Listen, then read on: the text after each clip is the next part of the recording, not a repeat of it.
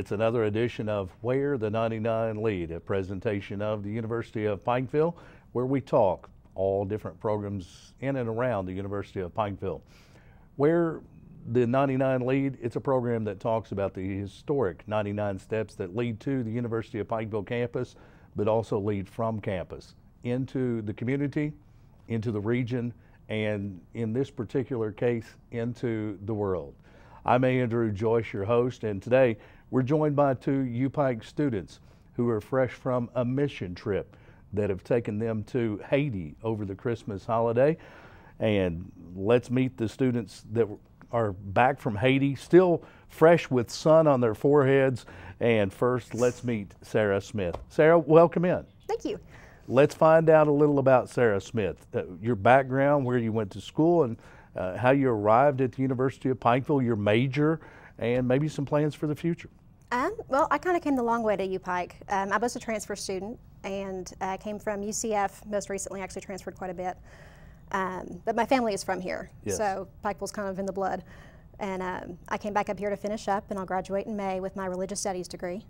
And hopefully we'll go on to get my MDiv, Master's in Divinity, and go from there. We'll see what happens. What do you plan to be 5 years from now? That's a good question. I feel like it's a trick question. If I decide, then something gets thrown in the middle of it. We won't hold you to any answer today. I would like to have my master's. I think I would like to go on and get a PhD, but right. I'm not ruling out any kind of pastoral work either. Sure. Sarah Smith, our guest, and along with Sarah, Gabe Penn. Gabe, give us a little background on you. Like Sarah, I was also a transfer student from Western Kentucky University. And I was looking for maybe a smaller atmosphere in school, so I transferred to UPike, and it's just been a great thing ever since. I'm a recent graduate in December, and I've started the MBA program. Very good. So it's an exciting time right now. I'm in grad school, and just like Dr. Snow said before, we've got some exciting things going on at the Coleman College of Business. Absolutely, and you're in the MBA program. Plans for your future? Well, I'm going to stay and finish up my MBA, and I'm looking to go to law school and become an attorney, hopefully. Let's talk about the Coleman College of Business. New digs for the Coleman College of Business, now on the lower campus, and a historic building, the oldest educational building in Pike County. From a student's perspective, what is that like? What a wonderful thing to be able to still have that building down there, and also I had the opportunity to meet Mr. Coleman, and it was just a great thing to be able to see him and him to take a tour of the building and see it as the students were going to class. Sure. It's just been a very exciting time to have the state-of-the-art technology up there, and everybody down there is just very excited about what's going on down at the Coleman College of Business. Of course, you're talking about Berlin Coleman, who the Coleman College of Business is named for. He and his wife, contributors to the Coleman College of Business and a great part of the Pikeville business community. Let's talk about this trip. You both were part of a group of students and faculty who recently traveled to Port-au-Prince, Haiti to work with Praying Pelican Ministries. Gabe, tell us about your group's mission. Well, we're called Bears on a Mission. That's, I like it. That's a new name that we've come up this year. And we traveled to Port-au-Prince, Haiti. And this is actually our second trip as a university going to Port-au-Prince. And right. We stayed at an orphanage down there. And throughout the week, we're able to do sports ministry with the children, VBS, and we do a lot of construction throughout the week on different projects for a community. Sure. And it's just such a great experience to be able to have the university to go down there and other missions that Bears on the Missions are part of. You mentioned the second mission trip for UPike students, and I know there are others in the future that we'll talk about during the course of this program as well. Sarah, the area you traveled to still struggles to recover from a massive earthquake in 2010. What did you expect before you arrived, and what was your first impression when you got off the plane? You see things on the news, and you think you have a good idea of what you're getting yourself into, and right. You've seen pictures of it, but sure. you have no idea. There's really no amount of preparation that will get you ready to show up. I mean, we get on the ground and it's hot and sweaty and kind of chaotic, and you realize that you're very much out of your comfort zone. Right. And it's really something that I would recommend to anybody, because like I said, you think you have an idea, but you don't know until you really go and experience it. Your first trip there? Yes. I'd been out of the country, but I'd never been on a mission trip, and certainly nowhere like Haiti. And the weather, a little different than Eastern Kentucky weather in December? Yes, it was a lot more like home in Florida. Right. Yeah. And of course you traveled there. Devastation from the earthquake in 2010. So many times we see that initial devastation. The news media is all over it, but there comes a time, usually within about 10 days, the news media goes home. Right. Tell us what the devastation is still like now as you were there 3 years or so after the event. It's even hard to describe. You see pictures in movies, and you see like Armageddon films, and you know, everything. You see shacks and you know, kids playing in trash heaps and things that you're just not ready to see. But that's their reality. That's daily life for them. It's like you said, the news goes home, and we all go about our business, and we flip the channel, and these people are continuing to pick up the pieces, and they're very resilient. Right. And they are not blessed with many of the comforts that we have. How different is it for you? Gabe, your first trip to Haiti as well. How different is it there, just their normal day of life, compared to some of the comforts we have? Well, it's a lot different. First of all, they're not on the internet or watching TV all day or anything of that nature. One of the best things that I experienced down there when we got there was we were able to go to church down there, and it's not like a normal church service where we go 1 or 2 hours. They're praying all day long. Right. And you know, it's a lot different. They have stick houses and very small communities of the households, just a lot different than what we have here today. Sure.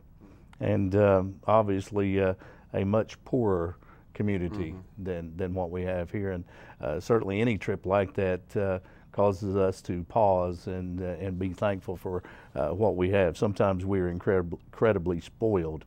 Gabe, you were traveling to Haiti at a time when most college students were enjoying Christmas break. Why did you want to be a part of this mission trip and its ministry? Well, I went last year, and with really not a lot of expectations on the trip. It was my first time doing a mission trip, and how incredibly it started out my year to be able to go down there and to see these people who had so much less than us, and to see the love in their eyes, and the love that they showed us, every day, with the appreciation that they had for us, and it's just such a humbling experience, because when we go on these missions, we go down there thinking that we are going to change everything about Haiti in 1 week, and we come to find out that Haiti's changing us. Right. And it's such a beautiful thing to be able to go down there and experience that with my peers and a university, and to go a second time is truly a blessing. Absolutely. Of course, in a week's time, none of us will change a situation like that. But do you feel like on these mission trips that there is a difference that's made? Oh, absolutely. Absolutely. I think what really makes the trips is not so much of the humongous construction that we're doing down there, but the relationships that we're making with the people and the bonds that we're showing. We go down there, and we're generally just saying to another human being that we care about you, and we love you, and we're here to help. Right. And I think really that's our primary thing that we're trying to accomplish down there. Right. We're talking with Gabe Penn and Sarah Smith, students at the University of Pikeville, fresh back from a mission trip to Haiti over Christmas break. And Sarah, a mission trip requires a lot of preparation, logistical planning, fundraising, long before the real work begins. Once you get to your destination, whether it's Haiti or somewhere else, how did you prepare for this trip? There's, first and foremost, it's a whole lot of prayer, because you look at everything ahead of you. You look at the logistics and the book that goes through the things that you need to pack and what to do first, and you kind of look at it and you go, what was I thinking? Like, you just bit off way more than you can chew. Right. So first you go into it with a whole lot of prayer, and you kind of trust for him to make a way for it to happen. For some of us, that was we did the golf fundraiser. Right. We did. A lot of people worked with their home churches and got sponsorships that way. Right. Some of us did it ourselves. It was a matter of personal discipline, and we wanted to, that was something for us to grow. So there's a whole lot that goes into it, and I just really can't stress the importance of praying your way into it. You can't just go in on a whim and hope it all works out. Right. How long was your preparation? Let's see, we decided back at the beginning of the school year, so it's probably in September, I think, something like that. And we didn't leave till January, so it was a routine. We had group meetings beforehand that we would meet maybe once a month. So it was a long process. 3 to 4 month process, and an expensive trip. What was the cost of the trip? I believe it was $1,500 per person. That's correct, $1,500. Right. So a lot of discipline, as you said. Yes. From college students who have other financial responsibilities as well, like books and tuition and housing and those type of things as well, but to make a difference in the world, I think that goes a long way. Gabe, let's talk about the language barriers. We're not talking about the difference between hillbilly versus big city here. We're talking about Creole and also French spoken in Haiti. What was it like communicating with the people? Well, it's it's a lot different. You know, it's a lot of hands signals. Sure. And you know, it's a lot of actually just talking to them and hoping that they're going to understand. You know, they know a lot more English than we know of Creole, so right. It makes it a little bit easier. The basic hellos, goodbyes, you know, point to the heart, I love you, that type of thing. You know, they understand. So it really wasn't an issue throughout the week with the children. You know, they just wanted to play with us, and we were able to communicate effectively, it seemed like, throughout the week. You talk about VBS, Vacation Bible Schools, that might happen here in the States. How similar were the VBS that you held on this mission trip in Haiti to ones that we might imagine here? Well, it's a lot of sports. They like to play soccer or football, as they Sure. call it down there, Right. and it's generally the same type of things, you know, as the children that we have in the United States. You know, we're making lots of arts and crafts, a lot of singing and in Creole, and what you know, beautiful singers they are down there. Every one of them is just, you know, fantastic. But yeah, we set up a lot of games in preparation, like we talked about earlier, with the games and the sports ministry. Right. What type of sports? You talked about soccer. Did you introduce any other sports to the people in Haiti? Well, they had I'm glad you asked. We had a basketball goal that we brought down there last year. Right. So this year it was already up, and they're out there playing basketball. So they're starting to catch on with really liking to play basketball in that community. So we got to play a lot of basketball with them, frisbee, a little bit of baseball. We kind of jumped around from sport to sport, but soccer was the primary thing by far. I would imagine they're very skilled. They whooped us pretty good. Yeah. What kind of preparation did you make as far as the language goes, knowing that they speak French and Creole? What kind of preparation can you make in 3 to 4 months to prepare to be able to communicate? Well, not much, unless you're try to learn Creole in a couple weeks. You know, we had a few words that we knew, and we picked a lot of you know, people picked up on it a lot better than I did. Let's Sure. say that. But you know, we just try to prepare ourselves spiritually down there and kind of put it in God's hands and see that He was going to let us communicate between each other, and it seemed to be very effective down there. Sarah, what about your Creole? Creole's fun because even whenever we think we have the words right, it's still Creole with an accent. So, Yeah. And the kids are so smart. I mean, they'll come up and they'll want to interact with you, and they'll say, Right. you know, Spanish? No. Creole? No. French? No. And I'm like, you're 6 and you've got me beat because I've got English and a few words in Creole, and that's about it. Right. But they do know some English. They do. They're very shockingly, they know a lot more than I thought they would. So they're teaching us. I mean, Right. we're the ones using hand signals trying to get our point across, and they're just kind of, they pat us on the back and make us feel better. Very, very good. And of course, on a mission trip, you're interacting with children, interacting with a church there on a mission trip. Sarah, I imagine it's easy to get attached to the people, even in a short amount of time, especially the children. Tell us about some of your most memorable experiences. You get attached to the kids very quickly because they are just unconditionally, they know you're there, that you're there to play with them and spend time with them, and so they immediately take you in. It's, you know, they look at you and they say, okay, come play. And that helps dissolve that language barrier right away as well. Right. Probably one of the most memorable shaping experiences I had was during the Vacation Bible School. And there was a young boy there, probably somewhere between 9 and 12. And the craft that we were doing involved stickers, and it involved pipe cleaners and that was also fun, trying to get everybody on the same page with what we wanted them to do, and getting them to do the same thing at the same time. And I was helping another little girl next to me, but this boy, Angelou, is the best I can come to saying his name correctly. He sits beside me and he starts taking the stickers, and he looks at me and he goes, it's like, do you want me to put the sticker on your face or on my face? And he kind of nods, so I take one of the stickers or pieces of a sticker and I put it on my face. And so then we're friends, and he puts one on his face. And he continues this process. And then it comes time for the pipe cleaners, and he takes it and he makes it a little round thing and he holds it up to his eye. And I said, are you making glasses? Like, is this where you're going with this? And sure enough, he kept holding it up to his eye, so I found another pipe cleaner, and I handed him that. And as I'm continuing with the little girl, because he's pretty self-sufficient, he's doing his own thing, and I can tell. Sure. And I see him, and he's working this pipe cleaner, and he's twisting and twisting and twisting, and he finally, gets it broken in half. And, I look next to me, and he's got stickers all over his face and a pipe cleaner set of eyeglasses. And I'm just thinking, how intelligent are you? We have this, what we want you to do, and he's just completely outside of the box, so creative. Right. And, within 15 minutes of him leaving, everybody out there's got, pipe cleaner eyeglasses on. Sure. And just the coolest thing, as we left for the day, I mean, that was just, a 10-minute interaction. As we're leaving, I wave goodbye to him, and he's walking out, and he comes up to me and he goes like this. I said, this kid's gonna fist bump me. And sure enough, he does. He holds his hands out and he goes like this, and we explode our little hands, and there we are.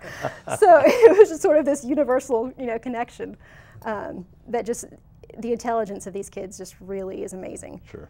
And welcome you with open arms. Yes. Yeah.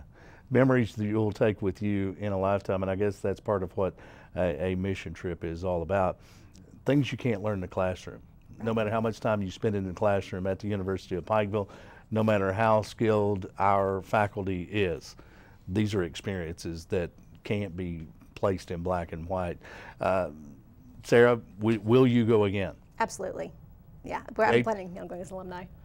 Absolutely. I just wanted to say something. When we were down there and we held hands in a circle one time, and we were able to envision, we could maybe build a school down there in this community, and how it could change the lives of this whole community. And to see something like that, absolutely, we'll go back.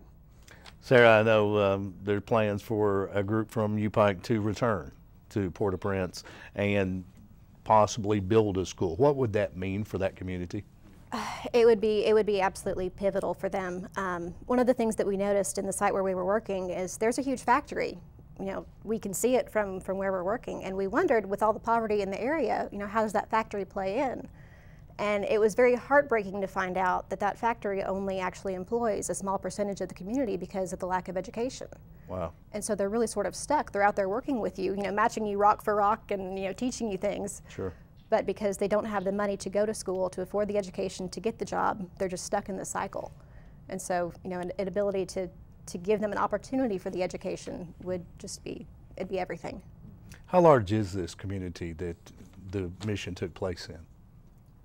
Well, we actually went to 2 sites, and one of them was confined in the walls. I'd say around 300-400 yards, and another one spans over a couple miles. 200-300 people in the community, and a school like that, like she talked about, would just be, life-changing to that community. Just trying to bring a little perspective to those that are tuned in of how populous this group is. Talking with UPike students, Gabe Penn and Sarah Smith, they're just returned from a mission trip to Port-au-Prince, Haiti, looking to change lives. And I think that what I'm hearing is the lives changed may have been these 2 that are seated here, more so than any that you interacted with while in Haiti. Any thoughts about returning on that or other mission trips in the future? Would you like to go back to Haiti, or possibly to another mission trip, or have you had those relationships now built? You've become attached that you want to go back to that same community. I think it's sort of an all of the above. Missions, I found, really gets under your skin. Right. You can't come back the same, which is a good thing, I think. So Haiti, absolutely. We've started something there. I need to see that school built. It's one of those things that, just being on the base level, we really want to see through. But I would absolutely go on any other mission trip. I think the experiences need to be had, and there's people out there that need help, and our faith compels us to do something about it. So here we are. Got to listen to our faith. Right. Gabe, what about you? Absolutely. You know, at the university we have you know, incredible things going on in the spiritual life up at the university.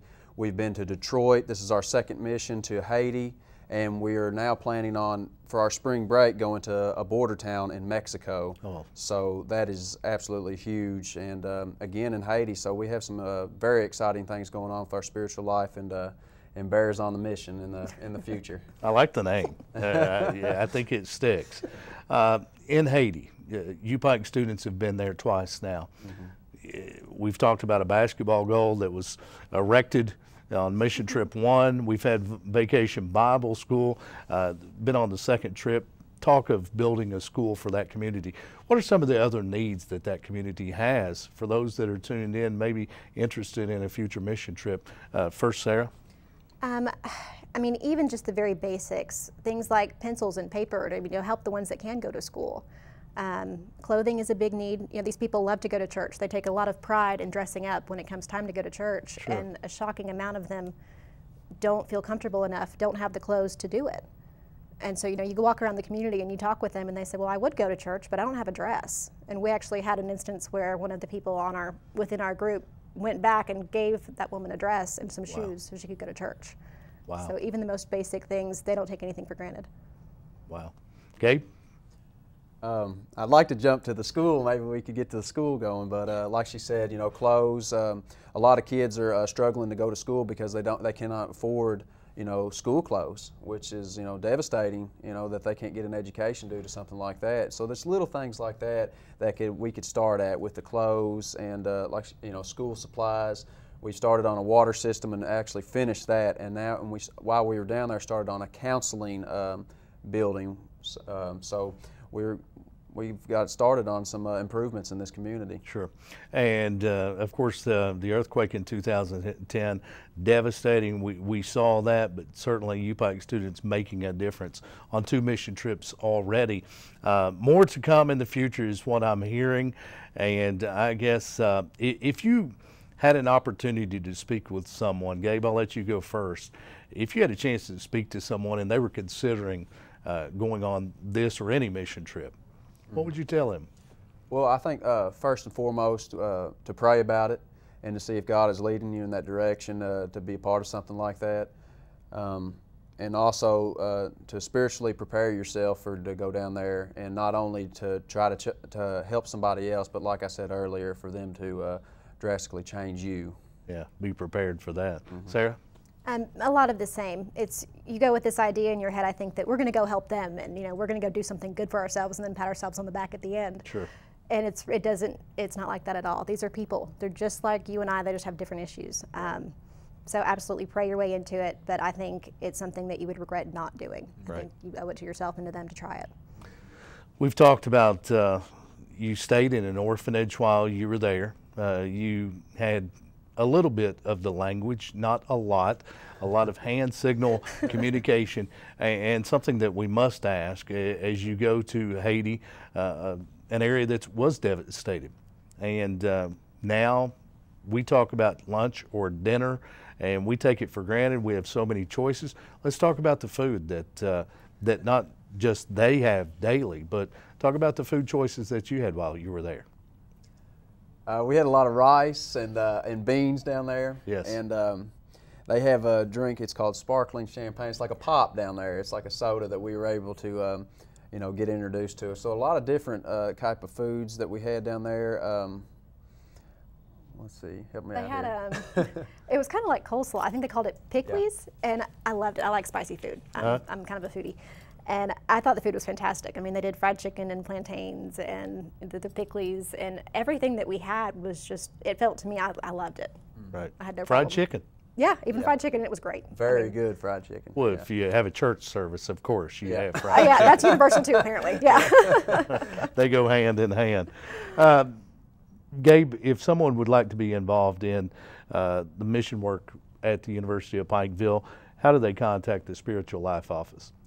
Well, we have our university chaplain, which is Rob Musick, and you can contact him at robertmusick@upike.edu. And also his office is located in Booth Auditorium, at the top of the hill. Very good. Street level, Booth Auditorium, you'll find Rob Music, and everyone on campus knows Rob. Mission plan for spring break, and do you know, maybe the question for Rob, but other mission trips that might be coming down the road? I mean, I know there is the one over spring break that's coming up. I know Haiti is a given. We're definitely doing that. Right. The medical school, I believe, goes to the Dominican Republic as well. Sure. So it's an easy enough question. If you just get in contact with Rob, you can absolutely find somewhere to get plugged in. A lot of opportunities for someone that might be interested in maybe they are past the point of going on mission trips, but maybe they would like to contribute to some students that are having their lives changed by participating in the mission trips. You've been tuned to Where the 99 Lead. Gabe Penn and Sarah Smith, UPike students, great examples of the type of students that we have at the University of Pikeville. And of course, you made the trip to Haiti to change lives, and the lives that were changed were right in front of me. Thanks for being with us today and sharing your experiences. Gabe Penn, Sarah Smith, our guest on this edition of Where the 99 Lead. It's brought to you by the University of Pikeville, the leading university of Central Appalachia.